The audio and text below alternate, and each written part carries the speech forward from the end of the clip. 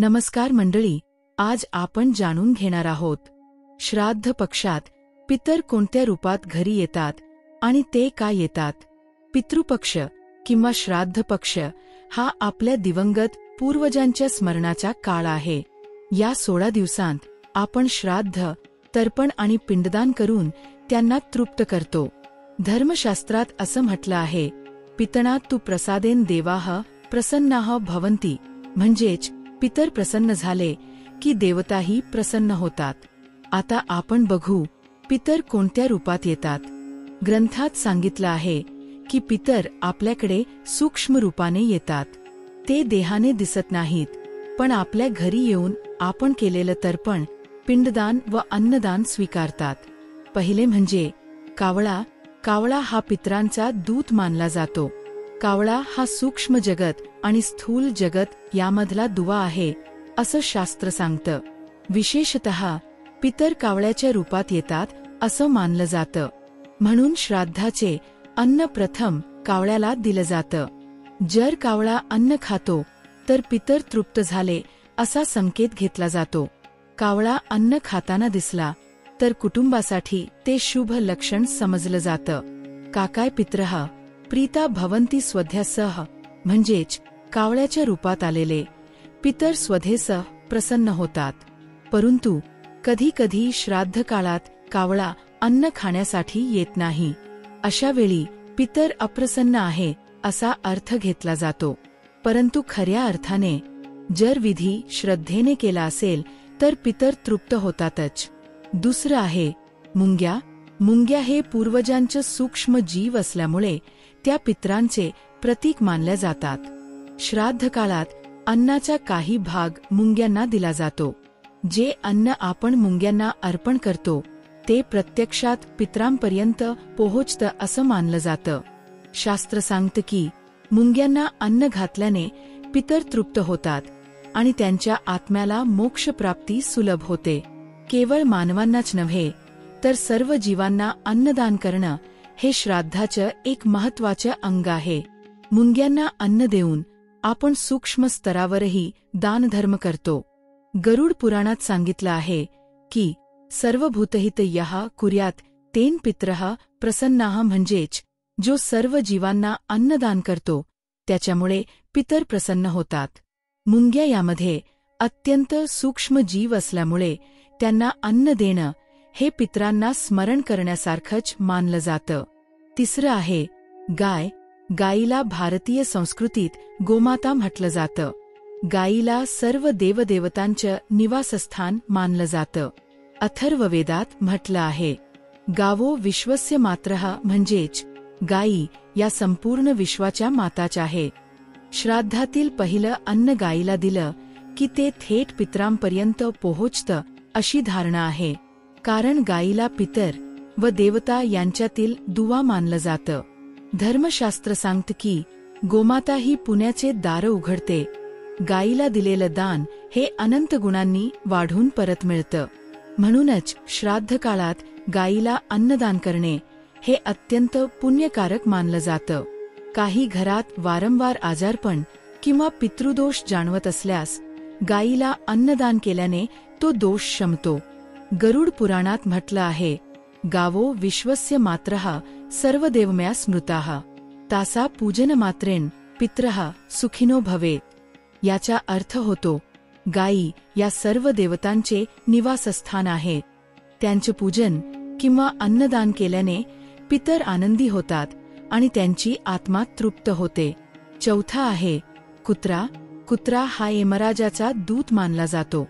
परंतु पितर कुत्र्याच्या रूपात का येतात? काही मान्यतेनुसार जर एखाद्या व्यक्तीने आयुष्यात कुत्र्याला त्रास दिला असेल, त्याला उपाशी ठेवलं असेल किंवा मारलं असेल तर तो पितर कुत्र्याच्या रूपाने पृथ्वीवर येतो. यामुळे त्या आत्म्याची भूक भागवण्यासाठी आणि त्याला तृप्त करण्यासाठी श्राद्ध काळात कुत्र्याला अन्न देण्याची प्रथा आहे. आयुष्यात केलेल्या चुकीचं प्रायश्चित्त म्हणूनही कुत्र्याला अन्न दिलं जातं. असे मानले जाते की कुत्र्याला अन्न दिल्याने घरातील भूतबाधा, अशुभ शक्ती दूर होतात आणि घरात पितरांचा आशीर्वाद टिकतो. गरुड पुराणात सांगितलं आहे, की यमदूतो श्वानो तिष्ठेता मार्गे मृतस्य वै तेषा तृप्ते श्वभ्योदान श्राद्धकाले विशेषतः म्हणजेच मृत्यूपश्चात आत्म्याला मार्ग दाखवणारे यमराजाचे कुत्रे तृप्त होण्यासाठी श्राद्ध काळात कुत्र्यांना अन्न द्यावं. 5 आहे साधू, संत, भिक्षुक किंवा भिकारी श्राद्ध काळात पितर आपल्या वंशजांची परीक्षा घेतात. ते पाहतात की त्यांच्या मुलाबाळांमध्ये दानशीलता, करुणा आणि कृतज्ञता आहे का नाही. म्हणून गरुड पुराण, मनुस्मृती आणि इतर धर्मग्रंथांमध्ये उल्लेख आहे की साधू, संत, भिक्षुक किंवा भिकारी लोकांच्या रूपात पितर आपल्या दारी येऊ शकतात. त्यामुळे या दिवशी कोणीही भिकारी, संत किंवा साधू तुमच्या दारी आला तर त्यांचा अपमान करू नका. साधू संत हे समाजात नेहमीच धर्म, सात्विकता आणि संयमाचे प्रतीक मानले जातात. श्राद्ध काळात जर ते तुमच्या दारी आले तर त्यांना पितरांचा संदेशवाहक समजून आदराने अन्न व दक्षिणा द्यावी. त्याचप्रमाणे काही वेळा पूर्वज आपल्या मुलांना दानधर्माची आठवण करून देण्यासाठी भिकाऱ्यांच्या रूपाने येतात. जर आपण त्यांना तुच्छ मानलं, हाकलून दिलं किंवा त्यांचा अपमान केला तर ते अप्रसन्न होतात.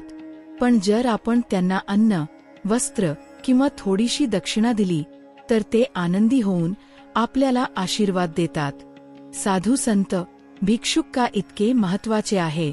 कारण साधू संत, भिक्षुक हे नेहमीच भोजन, अन्न, दान यांवर जगतात. धर्मशास्त्र सांगतं की अतिथी म्हणजेच अनाहूत आलेले पाहुणे ते देवतुल्य असतात. म्हणूनच श्राद्ध काळात दारावर आलेल्या कोणत्याही भिक्षुक, संताला किंवा भिकाऱ्याला अन्नदान करणे म्हणजे थेट पितरांना प्रसन्न करणे. नेमकी काय करावे तर श्राद्ध काळात दारी आलेल्या साधुसंत किंवा भिक्षूला आदराने बसवावे. त्यांना अन्नदान, वस्त्रदान किंवा थोडीशी दक्षिणा द्यावी. शक्य असल्यास त्यांना सात्विक जेवण देऊन निरोप द्यावा. त्यांचा अपमान करू नये, कारण ते रूप पितरांचेही असू शकतं. आता आपण बघू हे वेगवेगळे रूप घेऊन पितर का येतात. धर्मशास्त्र सांगते की पितर आपल्या वंशजांना केवळ अन्न वा तर्पणासाठी नाही तर त्यांच्या कल्याणासाठी आशीर्वाद द्यायला 16 दिवसांत पृथ्वीवर येतात. श्राद्ध पक्ष हा एकमेव काळ आहे जेव्हा पितरांना पृथ्वीवर येण्याची परवानगी असते. ते आपल्या वंशजांचे जीवन, त्यांची स्थिती, घरातील वातावरण पाहतात. कुटुंबात प्रेम, एकता आहे का, धर्माचे पालन होते का हे बघतात. जर ते प्रसन्न झाले तर आशीर्वाद देतात आणि जर नाराज झाले तर पितृदोष निर्माण होतो असं शास्त्र सांगतं. आपलं अस्तित्व हे त्यांच्या कृपेचं फळ आहे. आपण त्यांचे ऋण फेडण्यासाठी किमान श्राद्ध, तर्पण आणि दानधर्म करावा. यातून पिढ्यानपिढ्यांचा सेतू तयार होतो. पितर पृथ्वीवर येतात कारण त्यांच्या आत्म्याला तृप्ती मिळाल्याशिवाय त्यांना पुढील लोकांमध्ये जाणं अवघड होतं. श्राद्ध आणि तर्पणाद्वारे त्यांना शांती मिळते. त्यामुळे त्यांचा मोक्षमार्ग सोपा होतो.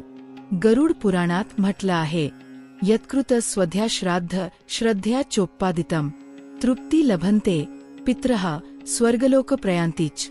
म्हणजेच श्रद्धेने केलेलं श्राद्ध पितरांना तृप्त करतं आणि त्यांना स्वर्गगमन सोपं होतं. त्याचप्रमाणे महाभारतातील भीष्मांनी युधिष्ठिराला सांगितलं आहे की पितृणा प्रसादेन सर्व सुख भवेत. म्हणजेच पितर प्रसन्न झाले की सर्व प्रकारचं सुख प्राप्त होतं. तर मंडळी, श्राद्ध पक्षात पितर सूक्ष्म रूपाने घरी येतात. कावळा, मुंग्या, गाय, कुत्रा किंवा साधुसंत यांच्या रूपाने पितर आपल्या घरी येतात. म्हणून या पितृपक्षात पितरांना स्मरा, श्राद्ध करा आणि त्यांच्या आशीर्वादाने आपलं जीवन सुखी करा. जर ही माहिती उपयुक्त वाटली असेल तर लाईक, शेअर आणि सबस्क्राईब करायला विसरू नका. धन्यवाद.